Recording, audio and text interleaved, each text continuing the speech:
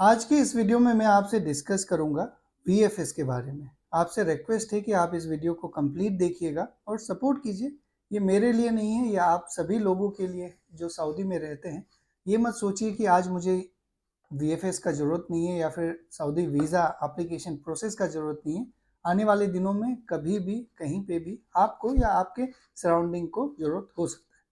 बहुत सारे ऐसे प्रोसेस हैं जिनका कोई लॉजिक नहीं है जो वीएफएस वाले अप्लाई कर रहे हैं। सबसे पहला जो सवाल मेरा है कि क्या अगर आप लाउंज में अपॉइंटमेंट लेंगे तो गलत डॉक्यूमेंट सही हो जाएगा, इनकम्प्लीट डॉक्यूमेंट कंप्लीट हो जाएगा, या फिर जो भी चीज़ें हैं आपके डॉक्यूमेंट में कमी वो पूरा हो जाएगा। कई बार आपने ये सुना होगा कि अगर आपका वीज़ा इनविटेशन मुंबई का है, मुंबई में आपने मतलब जो वीज़ा इनविटेशन में आपने पोर्ट ऑफ एंट्री मुंबई लिखा हुआ है, तो आप उसे दिल्ली मिशन के तहत भी प्रोसेस करवा सकते हैं, लेकिन उसके लिए आपको लाउंज में अपॉइंटमेंट लेना पड़ेगा। क्या लाउंज में अपॉइंटमेंट लेने से वो चीज़ प्रोसेस हो जाता है? बिल्कुल हो जाता है, लेकिन क्यों हो जाता है? क्या लाउंज का अपॉइंटमेंट फ्री है? बिल्कुल नहीं। उसके लिए आपको एडिशनल 3 से 4 हज़ार रुपये देने पड़ते हैं।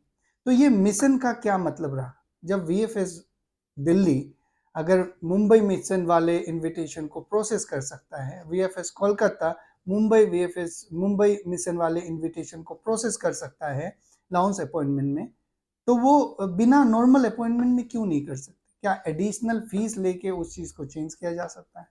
इसका मोटिव क्या है? पहला मेरा सवाल ये है। अगर आप लोगों का लॉजिक है तो मुझे बताइएगा।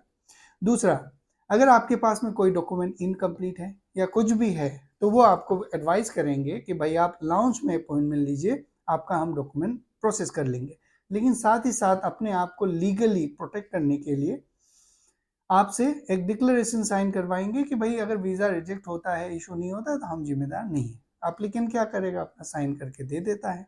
वही हाल हुआ जब ऑपरेशन थिएटर के बाहर आपको डॉक्टर आके बोलेगा कि भाई ये प्रॉब्लम है, मरीज को जल्द से जल्द ऑपरेशन करना पड़ेगा, डरा दिया जाएगा आपको, तो आप क्या करेंगे? हाँ हाँ डॉक्टर साहब, आप ही भगवान हो, आप कर लो जो करना है। डॉक्टर साहब अपना वो डिक्लेरेशन निकालेंगे जिसमें ये लिखा हुआ रहेगा कि भाई अगर पेशेंट को कुछ हो गया तो उसके जिम्मेदार हम नहीं है, आप अपने विलिंगली ये काम करवा रहे हैं। तो वीएफएस में भी ये डिक्लेरेशन का कॉन्सेप्ट है। दूसरा सवाल मेरा ये है कि ये डिक्लेरेशन का कॉन्सेप्ट क्यों है? क्यों ये डिक्लेरेशन साइन करवा के एप्लीकेशन एक्सेप्ट किया जा रहा है? डिक्लेरेशन साइन करवा के एक्सेप्ट करने का मतलब क्या है? क्योंकि वीएफएस वाले जब वीज़ा एप्लीकेशन प्रोसेसिंग सेंटर हैं, उनको ए टू जी सारे प्रोसेस पता है कि कौन कौन से क्राइटेरिया हैं, कौन कौन से डॉक्यूमेंट्स लगते हैं, कौन कौन से डॉक्यूमेंट्स नहीं लगते हैं। वो बाइनरी फैक्टर में काम करना चाहिए, आइदर इट इज 0 और 1। बीच वाला तो कुछ चीज़ है नहीं, लेकिन वो वीएफएस वाले एप्लीकेशन एक्सेप्ट करते हैं विथ डिक्लेरेशन। क्यों? क्योंकि उनको वीज़ा एप्लीकेशन फीस लेना है। End of the day it's revenue. दूसरा, उनको लाउंज का जो 4 साढ़े 4 हज़ार जितना भी फीस है वो लेना है। ओके, मैंने जो सवाल पूछा है उसका कोई वैलिड आंसर अगर किसी भी लोगों के पास है तो मुझे ज़रूर बताइएगा, या फिर वीएफएस वाले अगर इस वीडियो को या फिर कोई भी अथॉरिटी देख रहे हैं तो इस चीज़ को ज़रूर वेरीफाई कीजिएगा कि क्या ये गलत है या सही। तीसरी बात, वीएफएस में एक वैल्यू एडेड सर्विसेज होता है। एनीवे तो ये जस्टिफाइड है कि एक पानी का बोतल जो बाजार छोटे से दुकान में बिकता है उसका वैल्यू, और जो एयरपोर्ट के अंदर बिकता है वही ब्रांड, वही क्वांटिटी, वही बोतल में वो प्राइस डिफरेंस होता है। कहाँ पे बिक रहा है ये मैटर करता है। उसी तरह से आपके जो वैल्यू एडेड सर्विसेज है वो इनसाइड वीएफएस ऑफिस हाईली एग्जरेटेड है। एक पेज प्रिंट करने का 100 से ज़्यादा ही रुपया है शायद। अगर एप्लीकेंट ये बोलता है कि भाई मैं बाहर से प्रिंट करवा के लाता हूँ, आप इजाज़त देते हैं, 5 मिनट का टाइम भी देते हैं, लेकिन जब 6 मिनट हो जाता है, 10 मिनट हो जाता है, 12 मिनट हो जाता है, 15 मिनट हो जाता है, तो आप एंट्री करने नहीं देते हैं। क्यों नहीं देते हैं? क्या इसका कोई मैकेनिज्म नहीं बनाना चाहिए? क्या वीएफएस के बाहर जब लोग इंटर करते हैं तो वहीं पे एंट्रेंस से पहले ही एक सारे डॉक्यूमेंट्स चेक नहीं कर लेना चाहिए, ताकि बाहर से ही बाहर वो अपना सारा काम करवा के एक बार अंदर जाएं? क्योंकि ये सारी चीज़ें end of the day applicant है उनको हैरेस करता है, उनको मेंटली इल करता है, बीमार करता है। सऊदी में जो भी लोग अपने फैमिली को बुलाते हैं, जो मेल पार्ट है वो तो सऊदी में ही रहता है। मोस्टली जो फीमेल्स हैं, बच्चे हैं, उनका ही वीज़ा लगाते हैं। और ऐसा तो है नहीं कि उनका घर 1 किलोमीटर दूर है या फिर उसी शहर में है। सऊदी में लगभग 8 या 9 मेरे ख्याल से वीएफएस हैं, एक मेट्रोपॉलिटन सिटी में है। अगर मान लीजिए किसी को मुंबई मिशन में अगर वीएफएस में जाना है, उसका घर अगर पुणे में है, तो ट्रैवल करके जाना पड़ेगा। कई लोग बहुत ही इंटीरियर में हैं, लगभग 5 घंटे, 6 घंटे, 10 घंटे का ट्रैवल करके वो जाते हैं वहाँ पे। अगर से इस तरह के कुछ इश्यूज होते हैं तो उनको क्या प्रॉब्लम होता है? फिजिकल हैरेसमेंट होता है, मेंटल हैरेसमेंट होता है, फाइनेंशियल हैरेसमेंट है ना। तो जो डॉक्यूमेंटेशन है वो तो आपका क्लियर है, उसी को एक बार चेक करके अगर आप बता देंगे कि भाई आप इस चीज को कंप्लीट करके लाइए या फिर आप प्रिंट करके लाइए, वो अपना प्रिंट करवा के लेके आके आपको दे देंगे। लेकिन उन लोगों को रिजेक्ट करना, रिटर्न करना कि वो 10 मिनट लेट हो गए बाहर से आने के लिए, टाइम पे आना बहुत जरूरी है। लेकिन आपका भी अपना एक जिम्मेदारी बनता है कि कैसे आप इस चीज को काउंटर एक्शन करें, करेक्टिव एक्शंस क्या लें। प्रॉब्लम्स बहुत सारे हैं कि जो मैं ये एलिगेशन नहीं लगा रहा हूँ कि वीएफएस वालों का ही गलती, प्रॉब्लम्स बहुत सारे हैं, लेकिन उस प्रॉब्लम्स का करेक्टिव मेजर्स कहीं भी मुझे नहीं दिख रहा।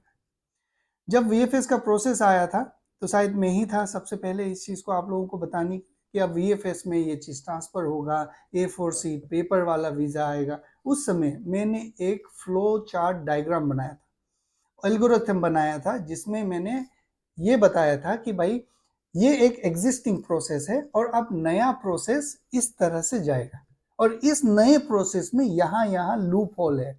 वो ईमेल मैंने जो सऊदी के एम्बेसी हैं दिल्ली में, उनको भी ईमेल करा। वहाँ से कोई इतना इंटरेस्ट लेते नहीं है लोग कि भाई हम प्रोसेस को इन्हेंस करें, इम्प्रूव करें, जो लूप होल हैं उसको हटाएं। क्योंकि वो सारी चीज़ों को अगर हम हटाएंगे तो जो जो कंसर्न है वीज़ा का, जो सीरियसनेस है, जो क्रिटिकल इश्यूज हैं, उस पर तो कंप्रोमाइज़ नहीं होगा। ये जरूर होगा कि जो एप्लीकेंट हैं उनको आराम से एप्लीकेशन प्रोसेस करने में मदद होगा, प्रोडक्टिविटी वीएफएस में बढ़ेगा, मिस्टेक्स कम होंगे। लेकिन ये मुझे नहीं लगता है कि कोई ये चाहता है कि उनका ये प्रोसेस इम्प्रूव हो। अब आखिरी बात, बहुत सारे ऐसे वीएफएस हैं जिनके गेट पे ही बहुत सारे ऐसे लोग होते हैं जो आपको ऑफर करते हैं कि आप इतने पैसे दीजिए, मैं डॉक्यूमेंट प्रोसेस करवा दूंगा। उस चीज़ को पता नहीं आप कैसे काउंटर करेंगे। वीएफएस वालों से मेरा ये रिक्वेस्ट है कि ये जो करप्शन है वीएफएस ऑफिस में, उसको कैसे आप काउंटर करेंगे। मेरे पास कोई एविडेंस नहीं है, आपका लुकआउट है ये फाइन करना, है ना। लेकिन ये प्रैक्टिस हो रहा है कि गेट के बाहर लोग होते हैं, वो पैसे डिमांड करते हैं जिससे अंदर में काम करता है। तो ये करप्शन को आपको कंट्रोल और मॉनिटर करना है। अगर कोई वीएफएस वाले मुझसे अगर कोई सैंपल साइज मांगे इस चीज़ों का कि भाई ये इशू का प्रूफ दीजिए, ऐसा तो मैं उस चीज़ को ध्यान में रखूंगा। और एप्लीकेंट जो भी हैं, अगर कोई फॉरवर्ड आना चाहते हैं इस चीज़ों का, तो आप ट्विटर में वीएफएस को टैग करके उनको पर्सनल मैसेज करके अपना पर्सनल डॉक्यूमेंट भेजिएगा। लेकिन ट्विटर में टैग करके उनको अपना प्रॉब्लम्स बताइए। जब तक आप प्रॉब्लम्स नहीं बताएंगे तब तक वो उसका करेक्टिव मेजर्स नहीं लेंगे। लेकिन प्रॉब्लम हम लोगों में ही है, हम ही लोग करप्शन को इनवाइट करते हैं। हम ही लोग ये सोचते हैं कि मेरा वीज़ा तो लग गया, आप छोड़ो, कौन इस प्रॉब्लम में पड़ेगा। मेरे चैनल में आप देख लीजिए कितने सब्सक्राइबर्स हैं, मेरे व्हाट्सएप ग्रुप में कितने सारे लोग हैं, व्हाट्सएप चैनल है जिसमें बहुत सारे लोग हैं। अगर किसी को एक रिक्वेस्ट किया जाए कि भाई ये कंसर्न है जिसको आप रिट्वीट कीजिए ताकि ज़्यादा से ज़्यादा लोगों तक पहुँचे, तो कहीं ना कहीं लोगों का ये एक मेंटेलिटी रहता है कि भाई इनका कोई पर्सनल मोटिव होगा, इनको बेनिफिट होगा, हम नहीं करेंगे।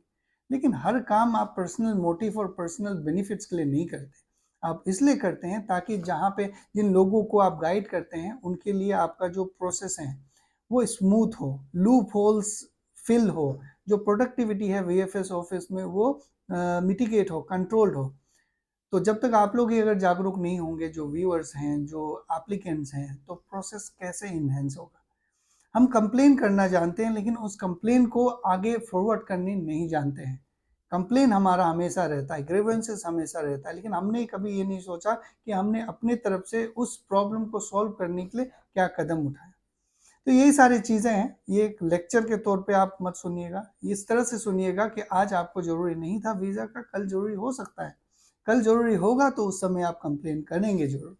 बहुत सारे लोग वीडियो देखेंगे भी नहीं, वो आपका अपना इशू है। एनीवे अगर आपके कोई इश्यूज हैं तो आप हाईलाइट कीजिए, ट्विटर में टैग कीजिए, जितने भी आपके यूट्यूबर्स हैं जिनको आप फॉलो करते हैं, जिनको आप ट्रस्ट करते हैं, उनको टैग कीजिए। उनका भी एक मोरल रेस्पॉन्सिबिलिटी है कि भाई वो आगे फॉरवर्ड करे।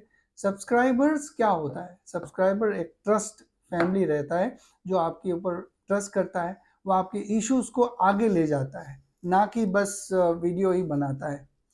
तो आज के इस वीडियो में बस इतना ही। आप लोग अपना ख्याल रखिए। Thank you very much.